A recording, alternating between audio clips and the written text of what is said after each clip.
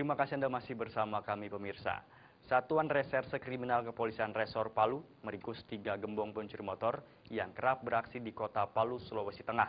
Dari penangkapan itu, polisi berhasil mengamankan barang bukti berupa 10 unit motor yang semuanya adalah hasil curian di wilayah kota Palu, Sulawesi Tengah. Penangkapan 3 gembong curanmor tersebut berawal dari sebuah operasi penggerbekan yang dilakukan Satreskrim Polres Palu di wilayah Palu Barat.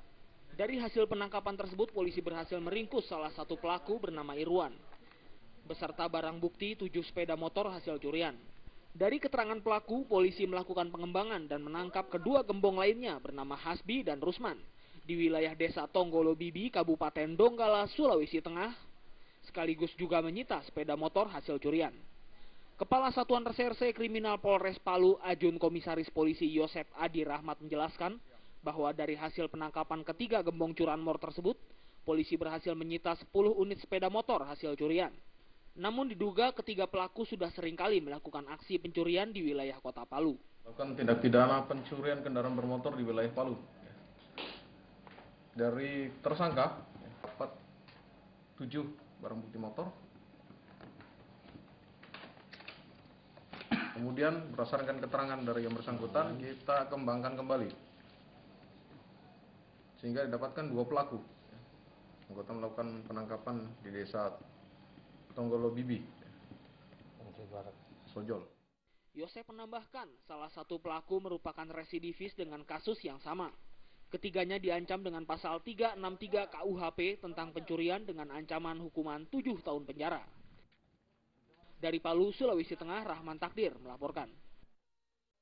Jajaran Kepolisian Resor Polres Lat melalui Satuan Reserse dan Kriminal Pidana Umum menyita ribuan jenis botol minuman keras berbagai jenis di sejumlah warung minuman dan remang-remang di Kota Lahat, Sumatera Selatan. Minuman berkadar alkohol tinggi ini selanjutnya dibawa ke kantor kepolisian dan kemudian dimusnahkan. Newport, anggur merah, vodka, serta puluhan merek lainnya ukuran sedang dan kecil dibawa ke Mapolres Lahat menggunakan dump truck pick-up. Penyitaan ini juga dilakukan berdasarkan peraturan yang menerangkan tentang batas akhir kandungan alkohol serta izin penjualan minuman itu sendiri. Penyitaan minuman keras ini berdasarkan dari laporan masyarakat terkait pertikaian beberapa waktu lalu yang mengakibatkan 3 orang tewas. Sebelum berkelahi, pemuda-pemuda tersebut meminum alkohol dan langsung saling hantam. Saat razia, polisi menggerebek salah satu warung milik NN sekitar pukul 1 waktu Indonesia Barat. Sayangnya, jumlah yang ditemukan tidak terlalu banyak. Saat diminta untuk menunjukkan lokasi lainnya, ternyata sang pemilik warung menyimpan miras tersebut di rumahnya, tepat di belakang warung. Rumah itulah tempat yang bersangkutan menyimpan miras yang siap edar. Ini disimpan di dalam rumah.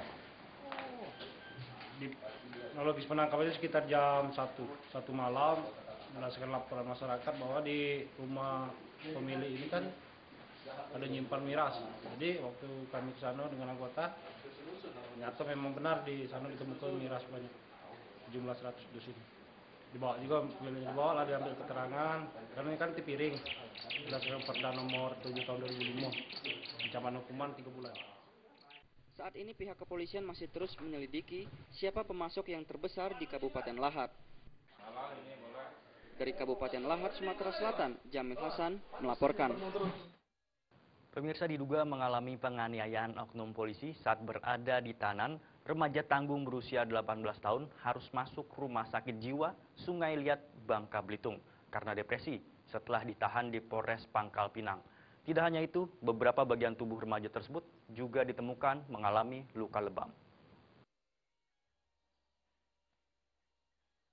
Remaja 18 tahun ini harus menjalani perawatan intensif di Rumah Sakit Jiwa Sungai Liat karena menderita depresi berat setelah 3 minggu ditahan di Polres Pangkal Pinang.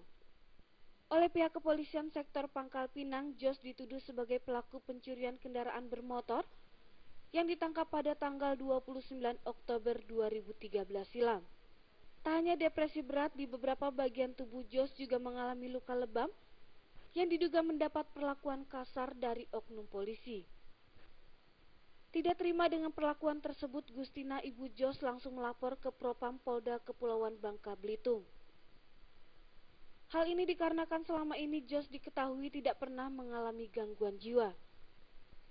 Kepada Gustina, Jos sempat mengaku sempat dipukul oleh oknum polisi, namun saat diminta untuk visum, Jos menolak karena tidak mau memperpanjang perkara. Saya mau pihak Polda menindaklanjuti atas kasus anak saya. Anak saya sekarang di rumah sakit jiwa dirawat atas penganiayaan yang dilakukan oleh oknum polisi di saat penangkapannya. Gustina Oromarini, ibunda Jos, meminta kepada pihak Propam Polda Babel untuk serius menangani kasus ini. Jika tidak, dirinya mengancam akan melaporkan masalah ini ke Komnas HAM dan Kompolnas. Sementara itu, dari pihak kepolisian hingga saat ini belum bisa dikonfirmasi terkait permasalahan tersebut. Dari Pangkal Pinang, Bangka Belitung, Fahru Rozi melaporkan. 23 desa di Pulau Rimau, Banyuasin, Sumatera Selatan terancam terisolasi lantaran jembatan yang kerap mereka gunakan sehari-hari nyaris putus. Informasinya setelah yang satu ini.